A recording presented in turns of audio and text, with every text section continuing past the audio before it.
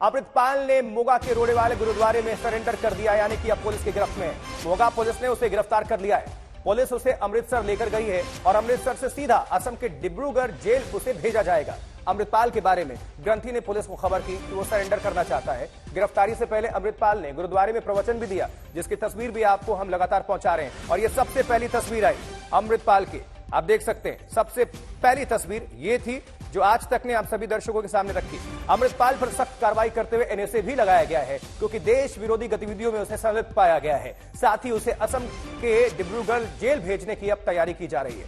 देखिए, पंजाब पुलिस ने शांति बनाए रखने की अपील करते हुए कहा है कि फर्जी खबरें ना फैलाएं, क्योंकि पूरा एक गिरोह भी होता है जो किस तरह से नेक्सस में वो शामिल होता है या षड्यंत्र करता है या फिर देश को तोड़ने की कोशिश करता है।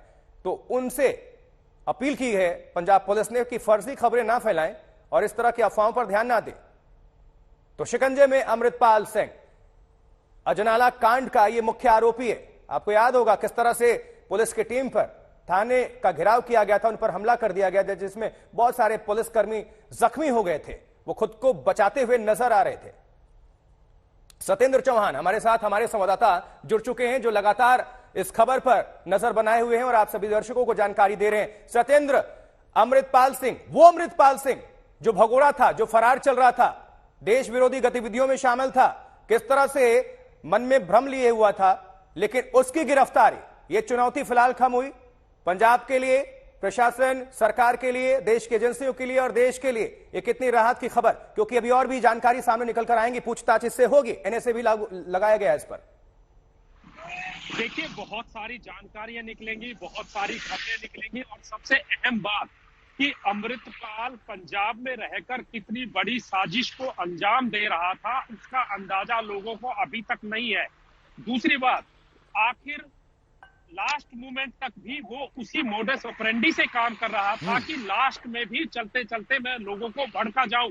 एक गुरुद्वारे में जाना और उस गुरुद्वारे में जाना जो कि जरनैल सिंह भिंडरावाला का गांव है, रोडे गांव है जरनैल सिंह भिंडरावाला का, और यहाँ पर संत सर गुरुद्वारे में ये जाता है, जाकर प्रवचन देता है, लोगों को बुलाता है। हालांकि जो वीडियो आपको दिखाई दे रहा है आशुतोष, इसमें महज अमृतपाल दिखाई दे रहा है और इसके सामने चूंकि अमृतपाल के साथ लोगों का कनेक्शन खत्म हो चुका था, लोग इसके संपर्क में नहीं थे, यही वजह है कि अमृतपाल के प्रेम को ही दिखाया जा रहा है। अगर यहाँ पर लोगों की भीड़ होती तो ये चूंकि एक पीआर एक्सरसाइज है, हर तरह की स्ट्रेटेजी अपना रहा था, अगर इसके साथ भीड़ होती तो जरूर ये उस भीड़ को दिखाता, लेकिन इसने वो भीड़ नहीं दिखाई, सिर्फ अपने आप को फ्रेम में रखा है।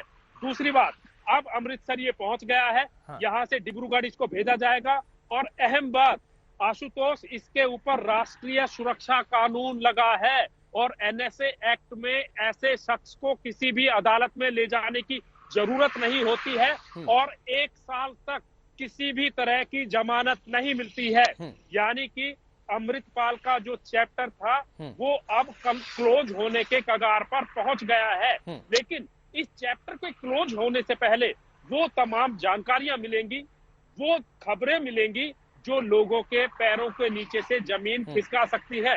अभी तक हरजीत सिंह, मंत्री बाजी के, पपलप्रीत, जोगा सिंह, उन लोगों को गिरफ्तार किया गया है जिनके ऊपर 420 और 120 भी लगी हुई है एनएसए एक्ट के अलावा। यानी कि जो साजिश अमृतपाल रच रहा था उसके सूत्रधार कौन कौन लोग थे और इस साजिश में अमृतपाल के साथ कौन कौन खड़े हुए थे, मैं आपको एक बार बताना चाहूंगा आशुतोष।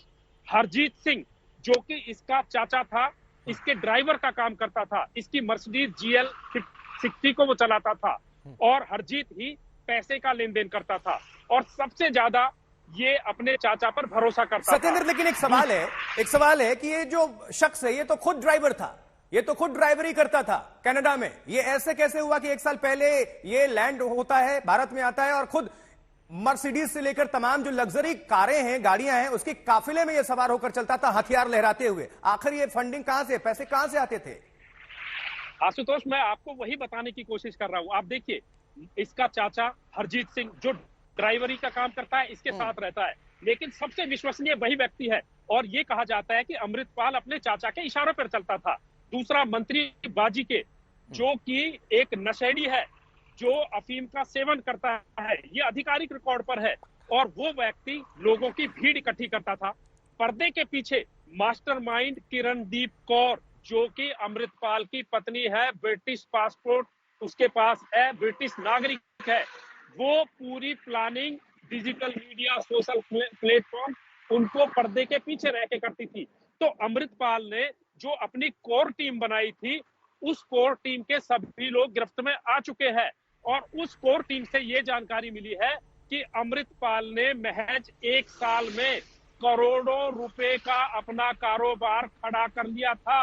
और जॉर्जिया में ट्रेनिंग लेकर आया था, दुबई में ड्राइवरी करता था, और यहाँ पर आते ही मर्सिडीज जीएल, जो कि मर्सिडीज की सबसे महंगी एसयूवी है, टॉप मॉडल, उसमें चलता था। यही नहीं, इसके आगे पीछे 4 गाड़ियां फोर्ड एंडेवर की ब्रांड न्यू टॉप मॉडल चलती थी।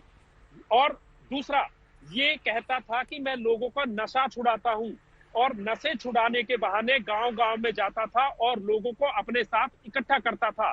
दरअसल उस नशा छुड़ाने की आड़ में लोगों को हथियारों से लेकर अलग अलग तरह की ट्रेनिंग दी जाती थी। और ये जो बातें मैं बोल रहा हूं, ये हवाई नहीं है, ये पुष्टि के बाद आधिकारिक तौर पर पुलिस के रिकॉर्ड में है। अमृतपाल टाइगर फोर्स, जिसमें सिर्फ 40 साल तक के युवाओं को भर्ती किया जाता था, और उनको बाकायदा जिल्लू खेड़ा, जो कि इसका गांव है, वहां पर कैंप बनाया हुआ था, ट्रेनिंग कैंप। वहां पर हथियार चलाने से लेकर बम बनाने तक की ट्रेनिंग दी जाती थी।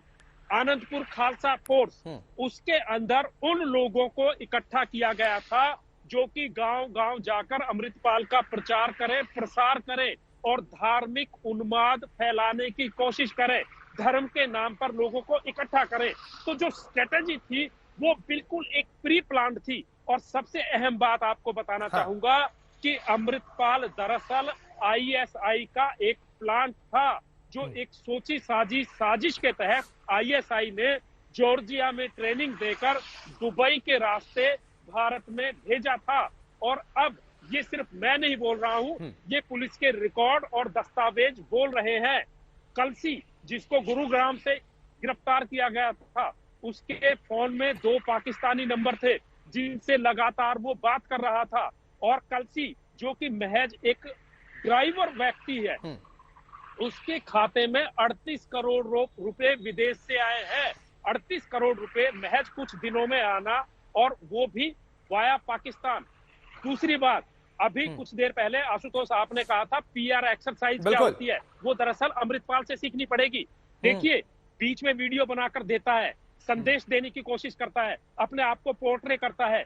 वीडियो, चूंकि पंजाब में इंटरनेट बैन था, वीडियो यहां से बनाया जाता है, उसको लंदन भेजा जाता है, उस वीडियो की बाकायदा फ्रेमिंग होती है, और एक विदेश में चलने वाली वेबसाइट के जरिए उस वीडियो को हिंदुस्तान में अपलोड किया जाता है। और पीआर एक्सरसाइज से, ये भी तो पीआर एक्सरसाइज ही है सत्येंद्र। देख रहे हैं जो गुरुद्वारे के अंदर ये गया हुआ है, और वीडियो कोई तो बना रहा है, और इसका मकसद कुछ तो होगा कि लोगों के बीच ये वीडियो जाएगा, ये सिंपैथी लेगा, क्योंकि ये अपनी ही बातें कर रहा होगा। वहां जब ये संबोधित कर रहा है, जो प्रवचन दे रहा है, तो निश्चित तौर पर अपने बचाव के लिए कह रहा होगा, यानी कि उसी के लोग कुछ तो बैठे होंगे जो कि बाहर निकालेंगे और मैसेजेस के जरिए फैलाएंगे, व्हाट्सएप करेंगे। इस पर भी पुलिस की नजर होनी चाहिए। देखिए, पुलिस की बाकायदा नजर है। पुलिस के डीजीपी ने जो ट्वीट किया है, उसमें सारी बातों को लिखा गया है। उस ट्वीट में यह भी कहा गया है कि अमृतपाल को रोडे गांव से गिरफ्तार किया गया है, किसी तरह की अफवाह ना फैलाए, किसी झूठी तरह की खबरें ना फैलाए, और सबसे अहम बात, शांति व्यवस्था, कानून अमन बनाए रखें।